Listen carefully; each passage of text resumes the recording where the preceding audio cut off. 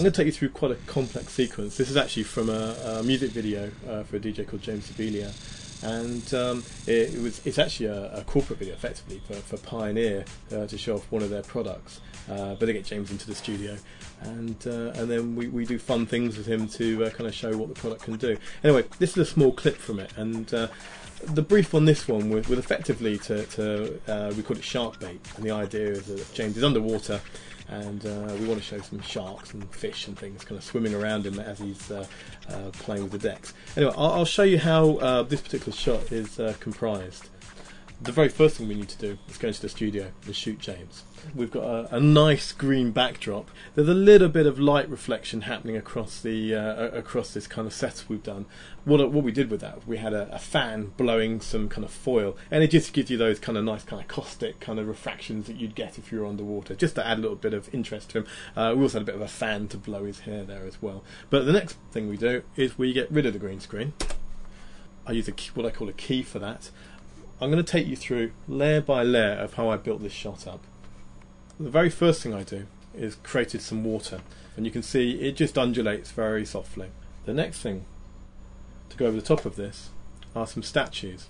Effectively doing here is flipping over to my 3D software, and this is where I created these little Kon-Tiki Easter Island statues. I thought it would be quite fun to have these guys, and if you look carefully, they're actually wearing Pioneer headphones as well.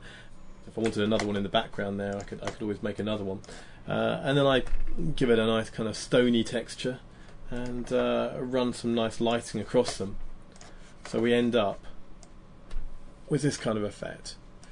I then add those to our sea background we just had a look at, and we end up with this kind of effect. Now the next thing I do is start adding the sharks in. Again, the shark here is another 3D graphic object. So what we have here is a completely CGI shark, and you can see I can swim him away from the camera and towards the camera. Again, all these elements are actually done a bit like on green screen, but because we're using CGI here, we can use a different channel for our transparency. They're all done against a null background, so I can then very easily put him above both the Kon-Tiki men and our sea background. Now the next stage is to add our DJ, and then I'm just going to drop him straight on the top of this background like this, and there he is. Now at the moment it doesn't look very real, he's very bright and the whole thing is a bit of a mess as far as the colours and things go, but I'll sort all that out later.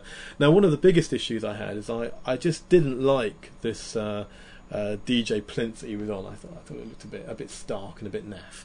So what I decided to do was build in 3D a kind of a coral plinth, and it gets rid of it.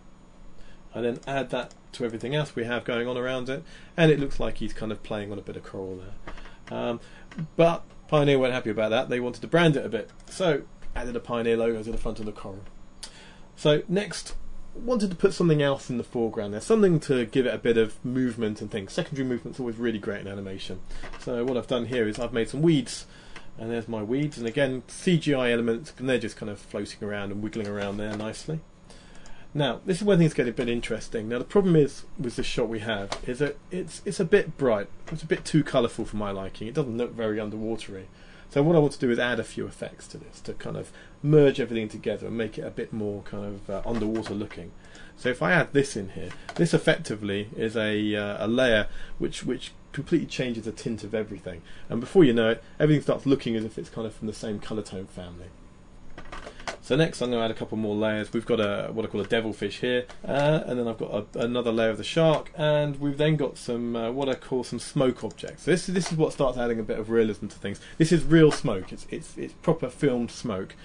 Of course, when you're on the sea floor and there's all these things moving around, you have lots of kind of particles and debris in the water. So this is to simulate a bit of that. So what I do, I take the smoke, I tint it a greeny colour, and I stick that over the top.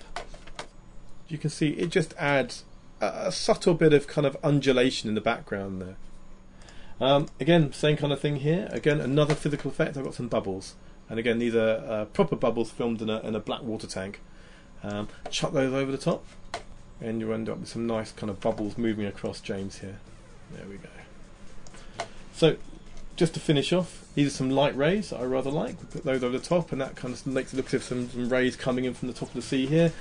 Finish off here by just kind of tweaking the colours a bit nicer and adding a bit of a glow, and you end up with the whole scene kind of pulled together as a sequence. So I hope this gives you a bit of an insight into how this is done, and how you can take something that's shot in a green screen studio and place people into completely different environments, and make something that could be your standard kind of DJ promo into something that's a little bit special.